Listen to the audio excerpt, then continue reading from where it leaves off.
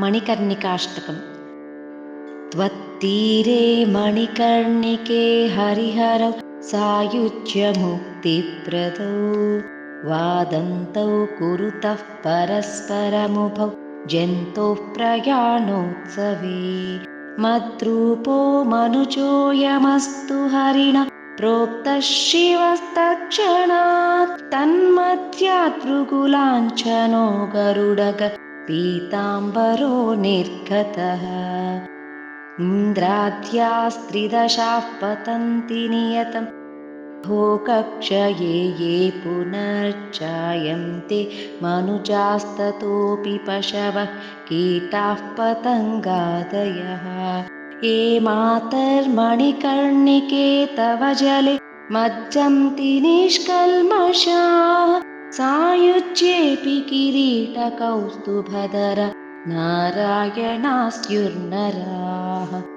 काशीधन्यतमा विमुक्तनगरी सालङ्कृता गङ्गया तत्रेयं मणिकर्णिका सुखकरी मुक्तिर्हतत्किङ्करी स्वर्लोकस्तुलितः सहैव विबुधै कास्यासमं ब्रह्मणा काशीक्षोणितले स्थिता गुरुतरा स्वर्गो लघुत्वं गतः गङ्गातीरमनुत्तमं हि सकलं तत्रापि काश्युत्तमा तस्यां सा मणिकर्णिकोत्तमा यत्रेश्वरो मुक्तिदः देवानामपि दुर्लभं फलमिदं पापौघनाशक्षयम् पूर्वोपार्जितपुण्यपुञ्जनगमकं पुण्यैर्जनैः प्राप्यते दुःखाम्बोधिगतो हि जन्तुनिवहस्तेषां कथं निष्कृतिः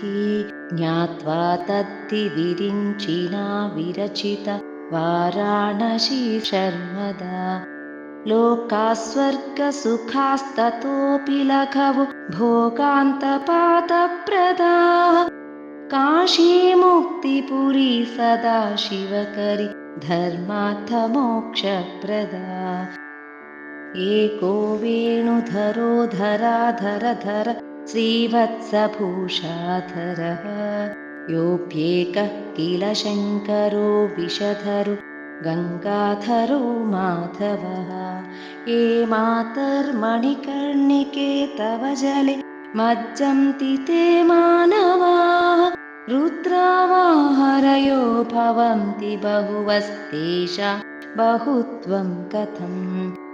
त्वत्तीरे मरणं तु मङ्गलकरं देवैरपि श्लाघ्यते चक्रस्तं मनुजं सहस्रनयनैर्द्रष्टुं सदा तत्परः आयान्तं सविता सहस्रकिरणैः प्रत्युत्गतो भूत्सदा पुण्योऽसौ वृषकोऽथवा गरुडगः किं मन्दिरं यास्यति मध्याह्ने मणिकर्णिका स्नपनजं पुण्यं न वक्तुं क्षमः स्वीयैरब्धशतैश्चतुर्मुखधरो वेदार्थदीक्षा गुरुः योगाभ्यासबलेन चन्द्रशिखरस्तत्पुण्यपारङ्गतस्त्वत्तीरे प्रकरोति सप्तपुरुषं नारायणं वासिवम् रुच्छैकोटिशतैः स्वपापनिधनं यच्चाश्वमेधैः फलं तत्सर्वे मणिकर्णिका स्नपनजे पुण्ये प्रविष्टं भवेत् स्नात्वा स्तोत्रमिदं नरः पठति चेत् संसारपाथोनिधिं तीत्वा पल्वलवत् प्रयाति सदनं तेजोमयं ब्रह्मणः तेजोमयं ब्रह्मणः